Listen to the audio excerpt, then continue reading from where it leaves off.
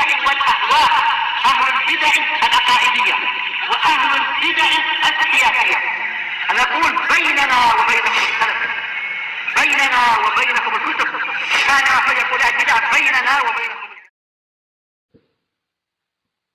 بسم الله الرحمن الرحيم. إن الحمد لله نحمده ونستعينه ونستغفره ونعوذ بالله من شرور أنفسنا وسيئات أعمالنا. من يهده الله فلا مضل له ومن يضلل فلا هادي له. أشهد أن لا إله إلا الله وحده لا شريك له وأشهد أن محمدا عبده ورسوله صلى الله عليه وعلى آله وأصحابه ومن تبعهم بإحسان إلى يوم الدين. Amma ba'd. Alhamdulillah, pada pertemuan yang lalu kita selesai dari bab yang keempat, termasuk bab yang sangat penting yang hendaknya diilmui oleh setiap muslimah, kemudian beramal dengan ilmu yang telah didapat tersebut, yaitu berkaitan dengan bagaimana seorang muslimah di dalam rumah tangganya ketika bermuamalah dengan suaminya, di mana pada bab tersebut dipaparkan oleh Syekhuna Abdullah Al-Riyani hafizahullah ta'ala terkait hak-hak suami dan kewajiban seorang wanita taat kepada suami pada perkara-perkara yang ma'ruf. Demikian pula bagaimana seorang wanita bahkan pada perkara-perkara ibadah, jika itu adalah ibadah yang sunnah seperti puasa, untuk ketika melakukannya meminta izin kepada suaminya. Ini menunjukkan bahwasanya pada perkara-perkara ibadah yang sifatnya sunnah, yang apabila dia tunaikan kok mengurangi dalam menunaikan hak suami, maka ini butuh izin. Demikian pula haramnya seorang wanita memasukkan seseorang yang dibenci oleh suaminya, yang suaminya tidak memberikan izin, dan seterusnya dari pembahasan-pembahasan yang sangat penting pada bab yang keempat tersebut. Dan terakhir kita membaca wasiat dari seorang wanita salaf kepada putrinya dengan wasiat yang sangat bagus, yang pantas bagi setiap muslimah yang ingin masuk pada jenjang pernikahan untuk mengetahui hal tersebut, sehingga dia berusaha untuk mempersiapkan diri mewujudkan hal-hal yang diwasiatkan itu. Demikian pula bagi mereka-mereka yang telah menikah untuk berupaya memperbaiki sisi-sisi yang disebutkan dalam wasiat tersebut. Sekarang kita masuk pada bab yang kelima. Bab yang kelima, fi hifdzil bait wa ri'ayatil aulad. Bab ini juga, ma'asyiral muslimat, termasuk bab yang sangat penting, yang tidak kalah pentingnya dengan bab-bab sebelumnya. Karena yang di antara tugas yang Allah Subhanahu wa taala pikulkan kepada para muslimah ketika mereka telah menjadi ibu-ibu dan menjadi istri-istri bagi suami masing-masing, di antara hal utama yang menjadi tugas mereka adalah pada perkara ini, yaitu pada hifdzul bait wa ri'ayatil aulad. Fi hifdzil bait wa ri'ayatil aulad, pada pembahasan atau pada permasalahan penjagaan rumah. Bagaimana seorang wanita menjaga rumah, yang nanti akan kita ketahui bahwasanya maksud hifdzil bait bukan hanya sekedar menjaga seperti satpam keamanan, bukan. Akan tapi nanti insyaallah akan kita baca penjelasan dari para ulama terkait masalah ini.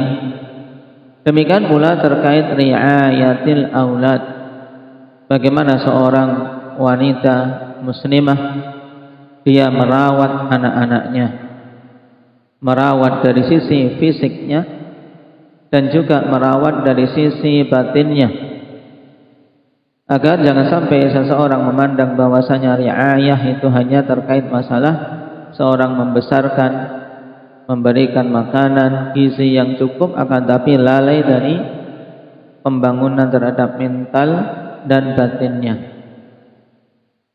Naam, barakallahu fiikum.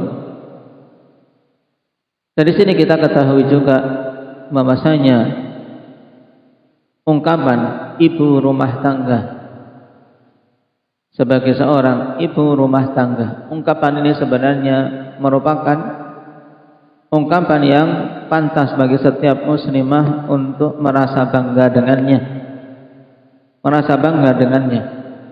karena terkandung di dalamnya apa yang akan kita bahas ini. Memang di antara tugas para wanita yaitu pada hifdzul bait wa riayatul aulad. Kita masuk pada poin yang pertama, wujubu hifdzil mar'ati baita zawjiha. Wajibnya penjagaan seorang wanita terhadap rumah suaminya. Wajib untuk menjaga rumah suaminya dari memasukkan orang-orang yang tidak diizinkan oleh sang suami, sebagaimana telah kita lewati. Wajib seorang wanita untuk menjaga rumahnya dari perbuatan-perbuatan kemaksiatan, dari perbuatan-perbuatan yang tidak pantas. Wajib untuk menjaga rumah suaminya dari hal-hal yang bisa menimbulkan kemadharatan. Qala Allah Ta'ala, fas-salihatu qanitatun hafizatun lil ghaibi bima hafizallah. Dan ayat ini telah kita lewati pada pembahasan sebelumnya, di mana Allah Subhanahu wa taala jelaskan tentang sifat wanita-wanita yang salihah. Wanita-wanita as-salihat itu siapa? Yaitu qanitatun. Telah kita lewati makna qanitat, yaitu muti'at, wanita-wanita yang taat, baik taat kepada suaminya ketika diperintahkan pada perkara-perkara yang ma'ruf, demikian pula taat kepada Allah Subhanahu wa taala lebih-lebih lagi. Naam, taat kepada Allah Subhanahu wa taala dengan menunaikan hak-hak Allah Subhanahu wa taala, dan taat kepada suami dengan menunaikan hak-hak suami-suami mereka. Ini qanitat. Kemudian hafizatun lil ghaib. Ini yang menjadi inti dari pembahasan kita. Hafizatun lil ghaib bima hafizallah. Wanita-wanita yang salihah selain harus terpenuhi padanya sifat qanitat, wanita tersebut adalah wanita yang taat baik kepada Allah maupun kepada suami. Dia juga harus memenuhi kriteria hafizatun lil ghaib bima hafizallah. Maksud dari hafizatun lil ghaib yaitu mereka adalah wanita-wanita yang menjaga perkara-perkara yang wajib untuk dia jaga ketika suaminya tidak ada. Hafizatun lil ghaib, wanita-wanita yang bisa menjaga segala sesuatu yang wajib untuk dia jaga ketika suaminya tidak ada. Maka ini harus dicamkan pada benak setiap muslimah bahwasanya untuk memenuhi kriteria salihah harus ada dua hal ini. Dia taat kepada Allah, taat kepada suami, itulah qanitat.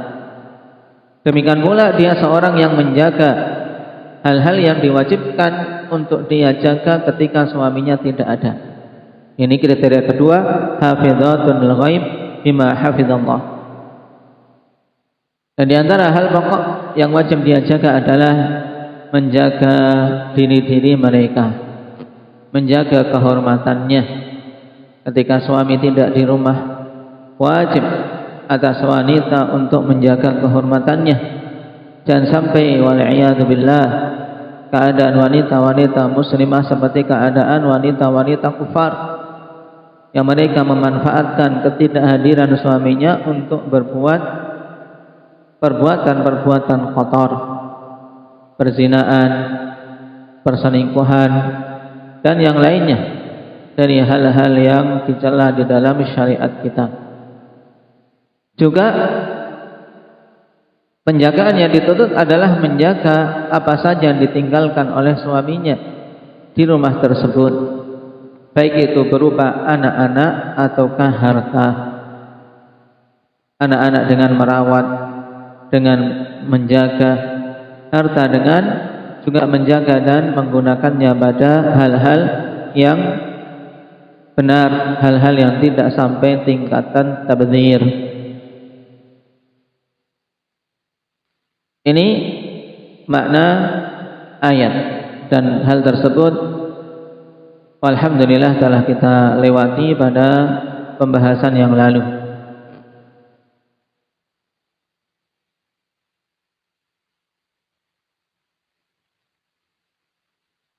Kemudian hadis yang dibawakan oleh Syekh qala hafizahullahu ta'ala wa an Abdullah bin Umar radhiyallahu anhuma sami'tu Rasulullah sallallahu alaihi wasallam yaqul kullukum ra'in wa kullukum mas'ulun an ra'iyatihi. Al-imamu ra'in wa mas'ulun an ra'iyatihi wa rajulu ra'in fi ahlihi wa huwa mas'ulun an ra'iyatihi wal mar'atu ra'iyatun fi baiti zawjiha wa mas'ulatun an ra'iyatiha wal khadimu ra'in fi mali sayyidihi wa mas'ulun an ra'iyatihi wa kullukum ra'in wa mas'ulun an ra'iyatihi. Hadis muttafaqun alaih, dan hadis ini termasuk hadis pokok yang menunjukkan bahwasanya setiap kita itu memiliki tugas dan tanggung jawab.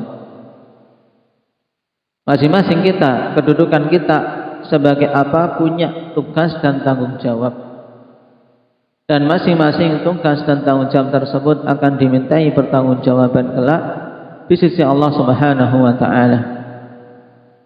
Naam, di mana Rasulullah sallallahu alaihi wasallam tegaskan di awal hadis sebelum beliau memerinci. Beliau mengatakan kullukum ra'in. Kullukum ra'in. Semua kalian itu adalah ra'in. Makna ra'in yaitu al-hafizul mu'taman, yaitu seorang yang diberi tugas untuk menjaga dan diamanai. Ini asal makna dari ar-ra'i. Nah, makanya ar-ra'i juga lebih banyak dalam bahasa-bahasa sehari-hari. Ra'i itu adalah apa? Penggembala.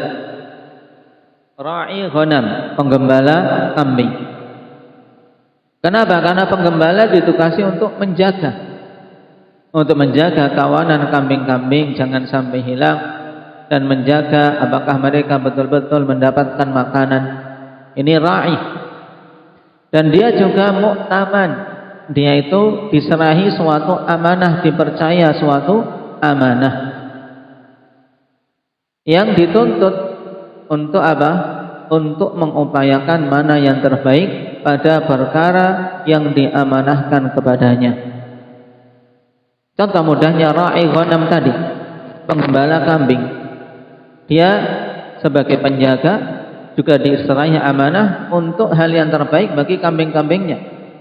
Sehingga bagaimana dia memilihkan tempat ketika menggembala agar kambing-kambingnya bisa mendapatkan makanan, agar kambing-kambingnya selamat dari ancaman bara bahaya, serangan serigala maupun yang lainnya. Nah, ini makna ar-ra'i. Dan ketahuilah ma'syaral muslimat bahwasanya kullukum ra'in. Nabi SAW katakan, kullukum ra'in. Masing-masing dari kalian semuanya itu adalah ra'in, adalah hamba yang diserai tugas untuk menjaga dan diamanai suatu perkara. Masing-masing kita punya tugas dan punya sesuatu yang diamanahkan untuk kita jaga, yang kita dituntut untuk mengupayakan yang terbaik padanya. Makanya dikatakan oleh Syekh Hafizahullah Ta'ala, فَفِيهِ أَنَّ كُلَّ مَنْ كَانَتْ تَحْتَ نَظَرِهِ شَيْءٍ فَهُوَ مُطَالَبٌ بِالْعَدْلِ فِيهِ وَالْقِيَامِ بِمَصَالِحِهِ فِي دِينِهِ وَدُنْيَاهُ وَحَالِهِ وَمَآلِهِ. Maka pada kalimat ini, kullukum ra'in wa kullukum mas'ulun an ra'iyatih, setiap kalian adalah orang yang diserai tanggung jawab dan tugas untuk menjaga, dan masing-masing kalian akan dimintai pertanggungjawaban atas apa-apa yang amanah tersebut diserahkan kepadanya. Maka pada kalimat ini terkandung bahwasanya setiap orang yang diserai suatu tugas atau tanggung jawab, maka dia dituntut untuk bersikap adil padanya, dituntut untuk berlaku adil, dan dituntut untuk apa? Al-qiyam bimasalihih, untuk betul-betul menunaikan yang sesuai dengan apa? Kemaslahatan yang ingin dicapai, yaitu dia mengupayakan kemaslahatan yang paling tingginya, baik berkaitan dengan masalah agama maupun masalah dunia, baik kemaslahatan yang bisa dicapai saat ini ataupun waktu yang mendatang. Ini makna ar-ra'i, sebagaimana juga ditegaskan oleh para ulama. Di antara yang disebutkan dalam Syarhus Sunnah, ar-ra'i huna al-hafidhul mu'taman ala ma yalih, yaitu seseorang yang diserai tugas untuk menjaga hal-hal yang dia diserai amanah padanya. Baik. Kemudian Nabi SAW merinci untuk memperjelas, kata beliau, al-imamu ra'in wa mas'ulun an ra'iyatihi.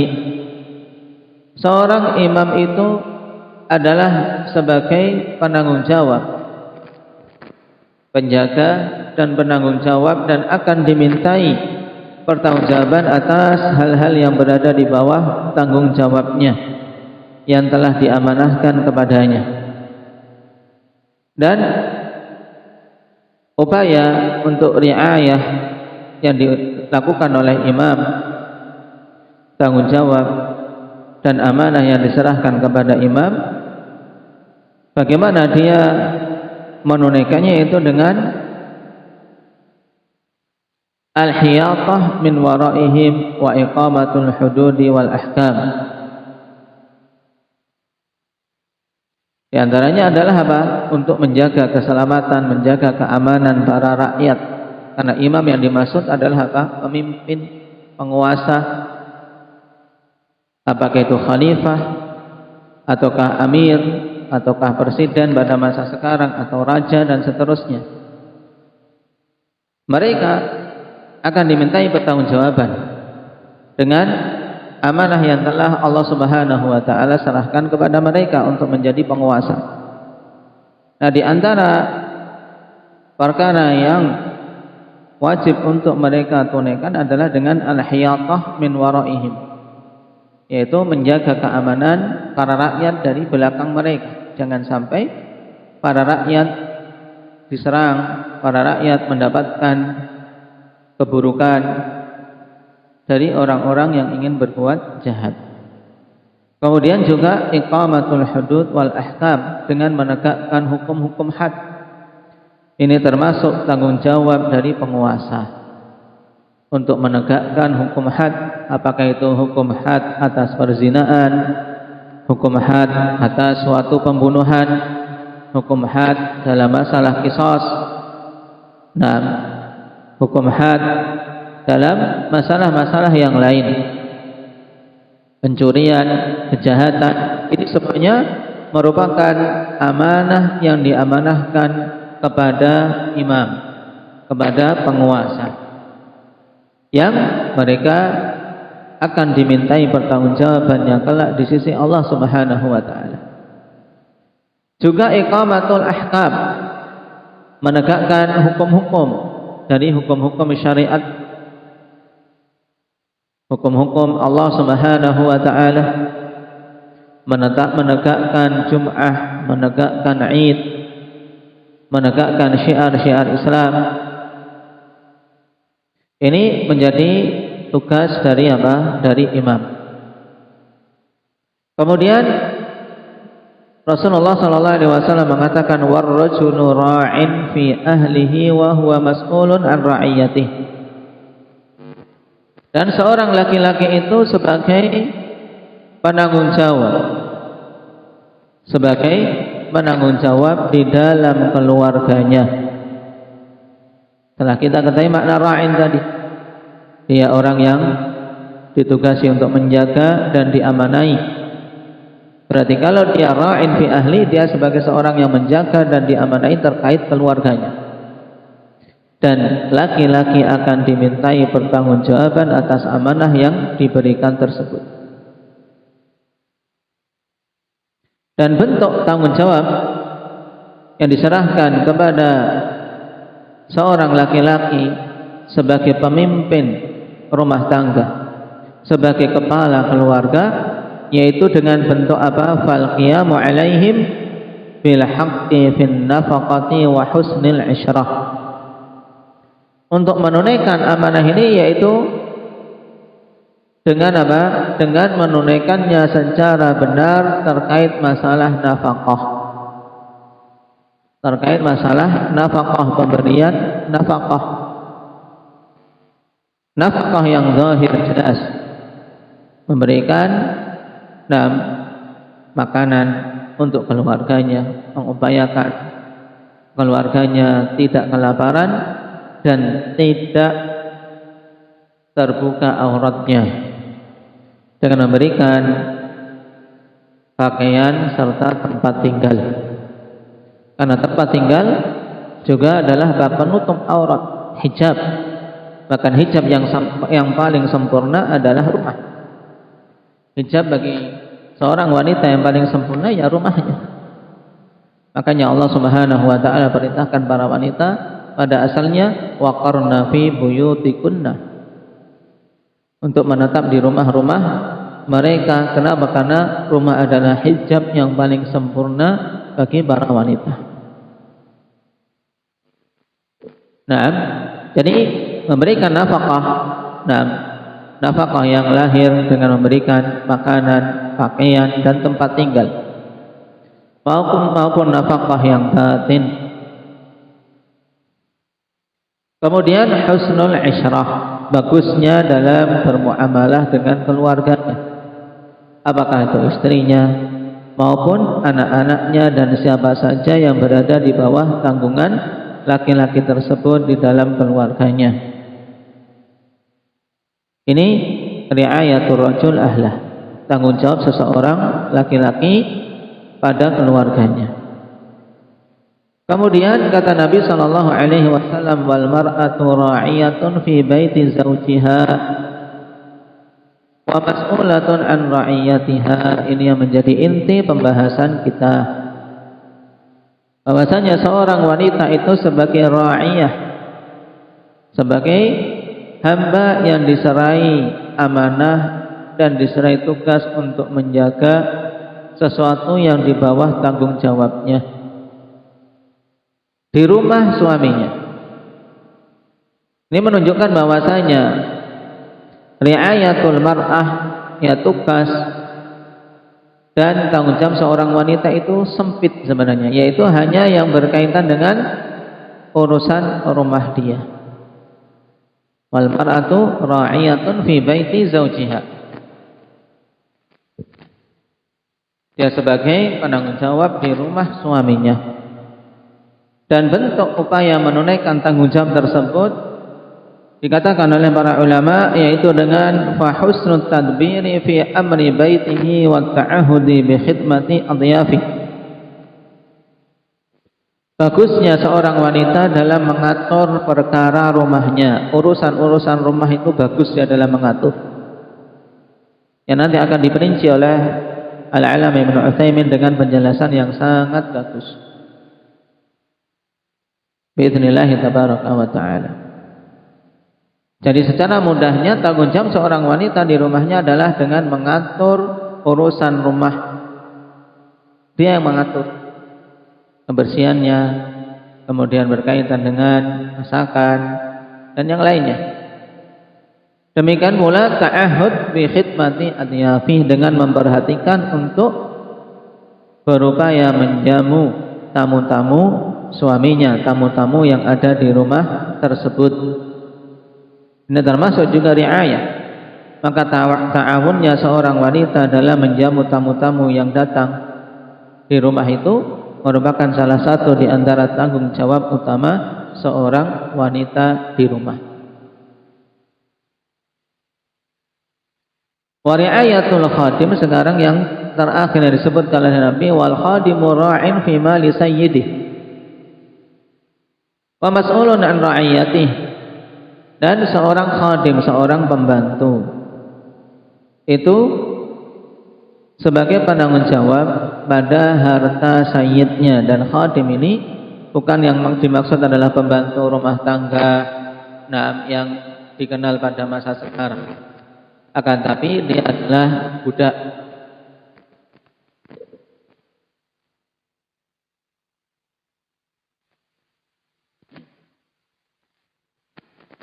Yang dimaksud dengan khadim di sini, budak yang dimiliki oleh sayyidnya.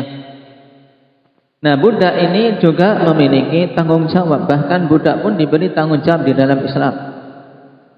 Dia memiliki tanggung jawab untuk menjaga harta sayyidnya, tidak menyia-nyiakan, tidak merusak, apalagi menghilangkan atau mencurinya. Wa mas'ulun an ra'iyatihi, dan dia akan ditanya, dimintai pertanggungjawaban atas amanah yang diberikan tersebut. Nah, maka seorang budak wajib untuk menjaga apa-apa yang berada di tangannya dari harta sayyidnya dan menggunakannya pada hal-hal yang bermaslahat. Misalnya dia diserai suatu barang, suatu alat, maka dia gunakan pada tempatnya dan dia rawat. Tayyib. Wa fi riwayatin Muslim wal mar'atu ra'iyatun 'ala baiti ba'liha wa waladihi wa hiya mas'ulatun anhum. Dalam riwayat Muslim ada tambahan yang penting, yaitu Nabi sallallahu alaihi wasallam mengatakan, dan seorang wanita itu sebagai hamba yang diserai amanah, diserai penjagaan di rumah suaminya dan anak-anaknya. Berarti di sini penegasan bahwasanya penjagaan rumah, demikian pula penjagaan anak-anak yang di rumah ini merupakan amanah yang Allah Subhanahu wa taala pikulkan kepada para wanita. Wa hiya mas'ulatun anhum, dan wanita tersebut akan dimintai tentang mereka ini yang diamanahkan di pundaknya, anak-anak kecil yang diamanahkan kepada seorang wanita untuk menjaganya, merawatnya, dan memberikan pendidikan-pendidikan dasar kepadanya. Dikatakan oleh Syekh Ibnu Utsaimin rahimahullah ta'ala dalam syarah Riyadhus Shalihin terkait hadis ini, kata beliau, al-mar'atu ra'iyatun fi bait, seorang wanita itu sebagai tanggung jawab. Ra'iyah telah kita ketahui maknanya, dia menjadi penanggung jawab. Maksudnya dia diserai amanah untuk menjaga di rumah suaminya. Maka yajibu 'alaiha an tansaha fil bait, fit tabakhi, fil qahwah, fil syai, fil fursh. La tadbakhu akthar minal lazim. Disebutkan oleh beliau sebagai bentuk tanggung jawab seorang wanita di rumah. Maka wajib atas seorang wanita untuk apa? Betul-betul menempuh nasihat di dalam rumah.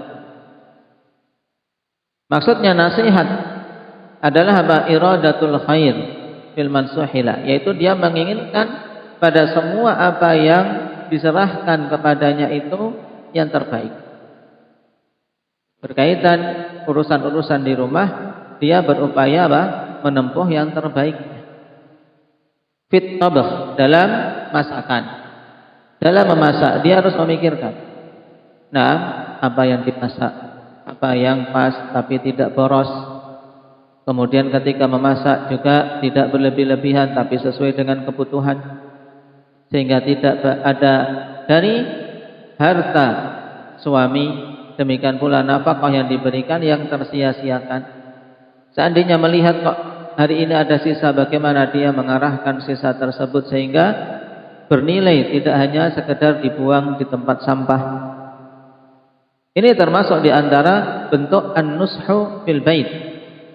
Nasihatnya seorang wanita di dalam rumah di antara bentuknya ini dalam masalah memasak. Fit tabakh, fil qahwah, fi syai, kata Syekh Ibnu Utsaimin. Juga bahkan dalam masalah kopi, dalam masalah teh, dia apa? Dia mengupayakan yang terbaiknya. Fil fursh, juga dalam masalah ranjang. Jangan memasak melebihi kadar yang seharusnya. La tadbah aktsar minal lazim. Dan sampai seorang wanita itu memasak lebih dari yang sepatutnya, yang seharusnya. Butuhnya cuman mungkin 1 nampan, jangan sampai lebih 3 nampan misalnya. Ini mudahnya. Wala tujahiz syai' aktsar mimma yahtaju ilaih. Demikian pula jangan mempersiapkan teh melebihi kadar yang dibutuhkan. Butuhnya 1 gelas ya tidak usah bikin 3 gelas, karena sia-sia, akan dibuang dan seterusnya. Ini contoh yang mudah yang digambarkan oleh Syekh Ibnu Utsaimin rahimahullah ta'ala, yang mesti setiap wanita dalam sehari-harinya mengalaminya. Maka ketika telah mengilmui hal yang demikian ini, ketika seorang wanita di rumahnya melakukan hal-hal tersebut, ternyata itu adalah suatu amanah. Bukan hanya sekedar adat istiadat, bukan sekedar kebiasaan yang lumrah karena sudah menikah ya sudah seperti itu tugasnya. Sehingga apa? Tidak ada ihtisab dalam dirinya. Maka ketika telah mengilmu yang seperti ini pada ma'syarus salafiyat, kepada keseluruhan wanita-wanita salafiyah, kepada keseluruhan ummahat, untuk mereka betul-betul dalam menunaikan tugas yang memang sudah apa? Sudah otomatis. Mereka yakin para ummahat sudah otomatis dalam hal ini. Cuman terkadang tadi yang luput dan yang membedakan antara yang telah berilmu dan yang belum berilmu dari sisi ihtisab. Dari sisi ihtisab, yaitu dari sisi mengharapkan pahala. Mengharapkan pahala di sisi Allah Subhanahu wa taala. Engkau sekedar membuat kopi, engkau membuatkan tamu, terkadang diburu-buru, tamunya cepat ini sudah datang. Nah, karena memang di antara hal yang butuh diburu, isti'jal, yaitu dalam apa? Dalam menyuguh tamu. Nah, pada asalnya semua perkara itu tidak boleh buru-buru, kecuali di antaranya pada perkara tamu. Kalau masalah tamu jangan nunda-nunda, nanti. Jangan ditunda-tunda untuk memberikan jamuan. Ini kebiasaan para salaf. Makanya contoh yang mudah seperti itu, ketika seorang wanita ihtisab dalam masalah ini, membikinkan kopi, memasak untuk makanan sehari-hari, itu ternyata adalah apa? Bentuk dari riayah yang Allah Subhanahu wa taala amanahkan, sehingga tunaikan dengan ikhlas, dengan mengharap pahala di sisi Allah Subhanahu wa taala, sehingga kelak ketika dimintai pertanggungjawaban dia mampu untuk menjawabnya dengan benar, menjawab dengan jawaban yang akan menggembirakan dan menjadikan mata berbinar. Kenapa? Karena Nabi mengatakan wa kullukum ra'in wa mas'ulun an ra'iyati, akan dimintai pertanggungjawaban. Qala mas'ulatun minat tabkhi wa ihsanihi wa nadjih. Demikian pula dia diberi tanggung jawab dalam masalah masak, bagaimana bagus dalam memasak. Maka seorang wanita juga mengupayakan untuk memiliki keahlian dalam memasak. Naam, sehingga suami tidak butuh lagi untuk membeli, untuk mencari-cari makanan di luar. Jadikan mereka nyaman dengan masakan yang ada di rumah. Dan di antara hal utama yang penting dalam masalahnya adalah keikhlasan dari seorang wanita dalam memasak. Nah, bukan sekedar yaitu banyaknya bumbu, banyaknya penyedap rasa, kemudian mahalnya barang yang dibeli. Ini tidak menentukan. Semua ini tidak menentukan. Nah, enaknya makanan di lidah orang yang kita menyajikan makanan itu untuknya. Nah, semua itu ketika hati tidak nyaman, ketika hati tidak senang, nggak akan ada rasanya. Semuanya hambar, semuanya tidak enak. Walaupun sudah tingkatannya seperti restoran bintang 5. Kenapa? Karena tadi di antara hal pokok dalam masalah memasak hendaknya dari sisi ikhlasun niyah. Nah, ikhlasnya seorang wanita dalam memasak. Kemudian Kemudian tadi memang dia dalam hatinya memasak itu bukan sesuatu yang menjadi beban. Tapi karena ini adalah sudah menjadi tanggung jawab, sudah sesuatu yang diamanahkan kepadanya, dia tunaikan dengan senang hati sebisa mungkin yang terbaik, mengharapkan pahala di sisi Allah Subhanahu wa taala. Qala wa yajibu 'alaiha an takuna imra'atan muqtasidatan. Ini juga nasihat yang sangat penting bagi para wanita terkait masalah wal mar'atu ra'iyatun fi baiti zawjiha, yaitu bahwasanya dia itu diberi tanggung jawab juga terkait terkait masalah pengaturan keuangan. Nah, kata Syekh Ibnu Utsaimin, wa yajibu 'alaiha an takuna imra'atan muqtasidah. Wajib atas wanita ini untuk dia menjadi wanita yang yang muqtasidah, wanita yang dia itu bisa mengatur jalan perekonomian di dalam rumah. Bukan wanita yang boros. Ya, bukan wanita yang boros, tapi dia seorang wanita yang muqtasidah, wanita yang menghemat. Menghemat bukan berarti kikir, menghemat bukan berarti pelit, tapi dia muqtasidah, yaitu menggunakan sesuai kebutuhan.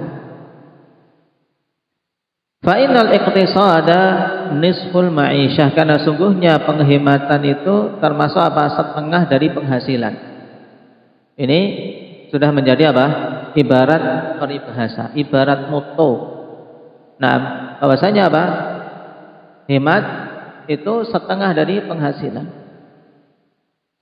Tidak ada faedahnya seorang suami mencari penghasilan sampai sekian-sekian ribu kalau kalau di rumah yang menggunakannya adalah boros, habis. Tapi di sisi yang lain ada seorang suami yang penghasilannya di bawah laki-laki yang awal tadi, penghasilannya lebih sedikit, tapi istri mampu untuk mengaturnya, dia mampu untuk menghemat, maka penghasilannya juga akan ada dampak yang terlihat. Dia bisa menyimpan, bahkan dia bisa ada upaya nanti untuk hal-hal yang ibadah yang sifatnya ibadah maliyah, ibadah yang berkaitan dengan harta, apakah itu ibadah kurban atau haji atau umrah. Ternyata bisa menyisihkan untuk hal yang demikian. Ini termasuk di antara tugas wanita. Nah, tugas wanita. Jangan sampai menjadi wanita yang suami sudah berupaya mengerahkan usaha untuk mencari maisha, tapi ternyata semua itu dihambur-hamburkan oleh istrinya. Ini penting bagi wanita salafiyah, apalagi ya kebanyakan dari kita diuji dengan apa? Dengan penghasilan yang pas-pasan, penghasilan yang terkadang lebih banyak, sisi kurang jika dibandingkan dengan keumuman manusia. Akan tapi jika hal tersebut diterima dengan penuh qanaah, kemudian seorang wanita bisa mengarahkan pada perkara yang bermaslahat yang sesuai dengan pemasukan, maka biidznillah akan tercapai kebaikan yang banyak. Jangan sampai seorang wanita hanya bisanya menuntut untuk apa? Untuk bisa sama dengan apa-apa yang dilihat di luar sana. Apalagi melihat yang di medsos, baik itu pakaian, baik itu kendaraan atau yang lainnya. Ini nasihat penting dari Syekh Ibnu Utsaimin, wa yajibu 'alaiha an takuna imra'atan muqtasidatan fa innal iqtisada nisful ma'isyah ghairu mufarridatin fi ma yanbaghi. Tidak berlebih-lebihan. Tidak berlebih-lebihan pada hal-hal yang tidak sepantasnya. Ketika masak ya secukupnya. Terkadang ingin masakan yang enak, tapi ya juga tidak setiap harinya. Dibiasakan untuk memilih mana yang paling sehat untuk keluarganya, mana yang paling bermanfaat untuk keluarganya, bukan hanya mana yang paling enak di lidahnya. Qala mas'ulatun aidan an auladiha fi islahihim. Kemudian kata Syekh Ibnu Utsaimin, dan ini tidak kalah pentingnya. Tadi sesuatu yang sudah terpatri insyaallah pada setiap wanita dalam mengatur rumah tangga. Cuman yang harus ditekankan di sini adalah terkait masalah ihtisab, mengharap pahala dari sisi Allah Subhanahu wa taala. Karena bil ihtisab yadhabul at'ab. Dengan adanya ihtisab maka rasa-rasa capek itu akan hilang. Mas'ulatun aidan an auladiha fi islahihim. Seorang wanita juga diberi tanggung jawab terkait anak-anaknya dalam upaya mencapai kebaikan mereka, islah. Untuk tercapai islah pada anak-anak, yaitu agar anak-anaknya itu bagus. Wa islahi ahwalihim wa syu'unihim. Juga memperbagus keadaan mereka dan urusan-urusan mereka. Contoh, kailbasihimut thiyab, seperti memakaikan untuk anak-anak pakaian. Ini juga penting. Memakaikan anak-anak pakaian mereka yang pantas. Wa khal'i thiyabi ghairin nadhifah, demikian pula mencopot pakaian-pakaian yang tidak bersih, pakaian-pakaian yang sudah kotor, sehingga anak-anak tidak kegatalan, anak-anak tidak terkena penyakit. Kemudian wa taghyiri firashihim alladhi yanamuna alaih, juga mengganti firashnya, mengganti alas tidurnya yang mereka tidur di atasnya apabila kotor, apabila kena ompol dan seterusnya. Wa taghtiyatihim fisyita'i wa hakadha, demikian pula memberikan selimut kepada anak-anak ketika musim dingin. Ini insyaallah sudah menjadi sesuatu yang otomatis pada diri-diri para ibu. Karena ini memang merupakan fitrah. Seorang ibu akan memperhatikan kondisi pakaian anaknya, memandikannya di saat mereka kecil, kemudian menyiapkan tempat tidurnya, kemudian menyelimutinya ketika kedinginan dan seterusnya. Ternyata ini semuanya akan dimintai pertanggungjawaban di sisi Allah Subhanahu wa taala. Dan jika mereka menunaikannya dengan ikhlas dan ihtisab, itu perkara yang bernilai pahala. Karena suatu kewajiban ketika ditunaikan itu pahalanya tidak ringan, pahalanya besar. Karena Allah Subhanahu wa taala mencintai amalan-amalan wajib untuk ditunaikan melebihi amalan-amalan yang sifatnya sunnah. Di antara kewajiban-kewajiban wanita di dalam rumah, hal-hal yang disebutkan tadi. Wa hakadha, dan demikian seterusnya, mas'ulatun an kulli hadza wa hakadha mas'ulatun an kulli ma fil bait. Demikianlah dia diberi tanggung jawab dan akan dimintai pertanggungjawaban pada semua hal-hal ini dan semua perkara yang berkaitan dengan urusan rumah. Maka dari sini kita ketahui bahwasanya menjadi ibu rumah tangga itu merupakan ketetapan dari Allah Subhanahu wa taala. Ketetapan dari Allah Subhanahu wa taala. Memang tugas dia adalah apa? Wanita itu ketika telah menikah, mereka adalah ibu rumah tangga, penanggung jawab dalam urusan rumah. Maka tunaikan hal tersebut dengan bangga. Karena itu adalah apa? Adalah wewenang, adalah tanggung jawab yang telah Allah serahkan kepada mereka. Dan tunaikan dengan amanah. Jangan sampai seseorang meninggalkan perkara yang mulia ini seperti yang diupayakan oleh orang-orang kufar, oleh musuh-musuh Allah dan mereka-mereka yang menginginkan kehinaan para wanita dengan alasan emansipasi, dengan alasan persamaan gender, dengan alasan untuk wanita itu mencapai karir mereka yang gemilang dan seterusnya agar sama dan sejajar dengan laki-laki.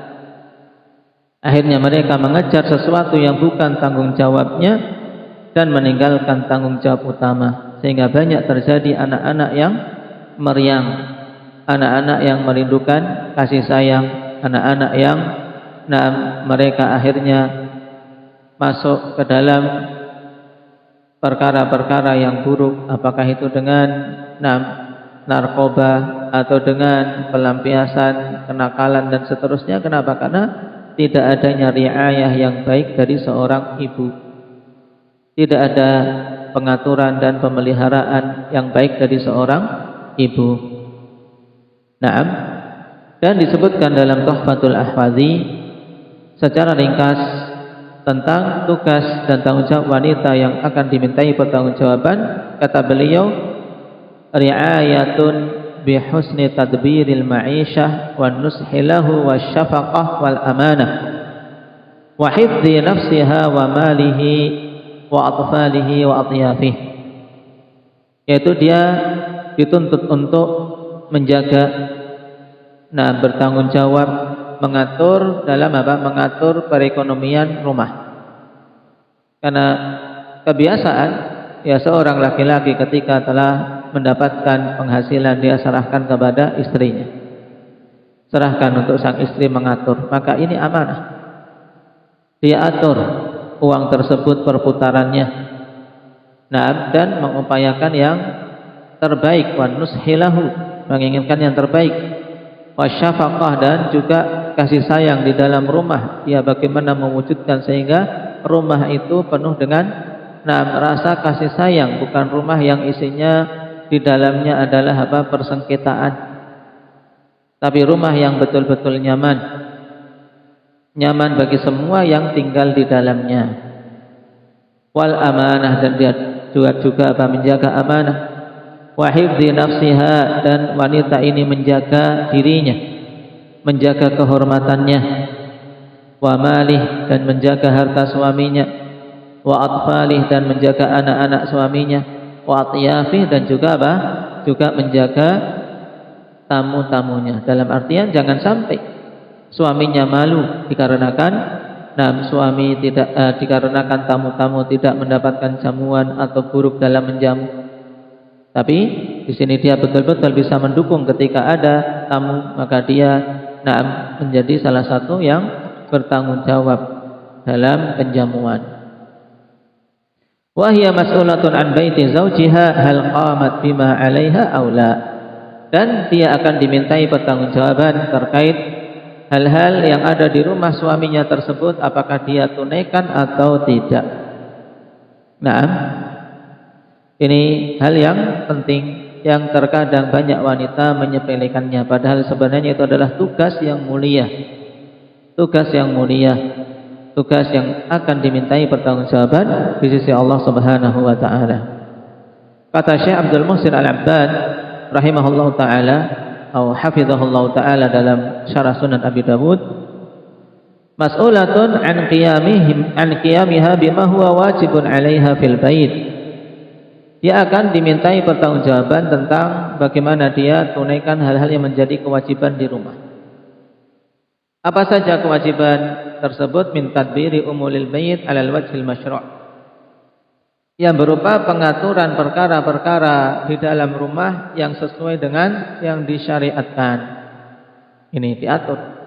Jadi pengeluaran harta ini untuk beli apa? Untuk beli apa? Apakah masuk dalam tabdzir atau tidak? Ini dia akan ditanya. Beli sesuatu yang sia-sia atau sesuatu yang bermanfaat, ini akan ditanya. Nah, jadi harta yang diberikan jangan sampai seseorang sia-siakan dan menjadikan dia berat nanti ketika ditanya di hadapan Allah Subhanahu wa taala.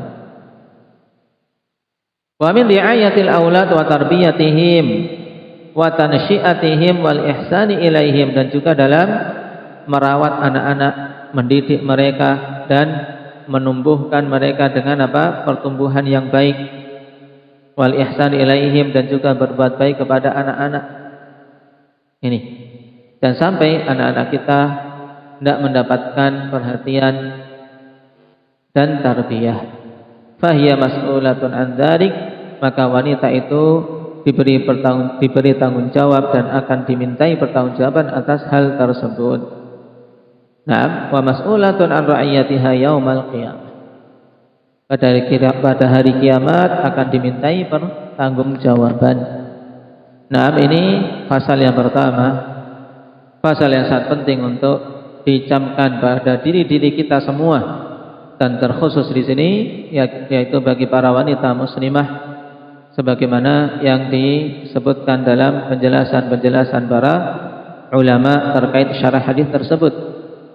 Nah, masing-masing punya tanggung jawab. Suami memiliki tanggung jawab yang juga tidak kalah besarnya. Nah, dengan apa? Tanggung jawab para wanita. Masing-masing memiliki tanggung jawab dan masing-masing akan dimintai pertanggungjawaban. Seorang ketika memikirkan bagaimana nanti dia mempertanggungjawabkan di sisi Allah Subhanahu wa taala, maka mesti dia akan berupaya yang terbaiknya. Nah, jangan sampai dalam rumah tangga kemudian saling melempar tanggung jawab. Karena di sini ditegaskan penjagaan anak, pendidikan anak juga merupakan salah satu tanggung jawab wanita. Tapi jangan sampai salah diartikan bahwasanya laki-laki suami tidak punya tanggung jawab itu. Mereka juga punya tanggung jawab untuk mendidik anak-anak. Ini juga diluruskan. Terkadang ketika seorang mendengar penjelasan seperti ini, seorang suami mengatakan ini tanggung jawab kalian para wanita, ini keliru. Karena seorang ayah, seorang suami juga punya tanggung jawab yang besar lagi dalam apa? Dalam masalah mendidik anak-anak, dalam masalah mentarbiyah mereka. Jadi masing-masing dalam masalah tarbiyah punya tanggung jawab. Punya tanggung jawab antara apa? Pihak suami maupun pihak istri. Sehingga berupaya masing-masing melaksanakan, menunaikan tanggung jawabnya sesuai dengan yang dibimbingkan di dalam syariat. Dengan ihtisab, dengan rasa ikhlas, berusaha yang terbaiknya bagi apa yang ada di dalam keluarganya. Bismillah, ketika masing-masing unsur dalam suatu rumah berupaya menunaikan tanggung jawabnya, maka akan tercapai yang terbaik. Namun sebaliknya, kalau masing-masing yang menjadi inti adalah bagaimana menuntut haknya, maka yang seperti ini mesti akan tercapai keburukan. Tidak akan bisa berlangsung lama suatu rumah tangga yang demikian. Kalau masing-masing anggota dalam rumah yang menjadi pandangannya adalah bagaimana menuntut hak, ini tidak akan berlangsung lama. Tapi kalau masing-masingnya berupaya bagaimana menunaikan kewajiban, biidznillah semuanya akan tercapai dan akan senantiasa langgeng dan tercapai kebaikan. Kenapa? Karena masing-masing konsentrasi untuk menunaikan kewajiban yang terbaik. Ketika kewajiban ditunaikan, maka hak pihak yang lain mesti juga akan terpenuhi biidznillah tabaraka wa taala. Nah, ini pasal yang pertama.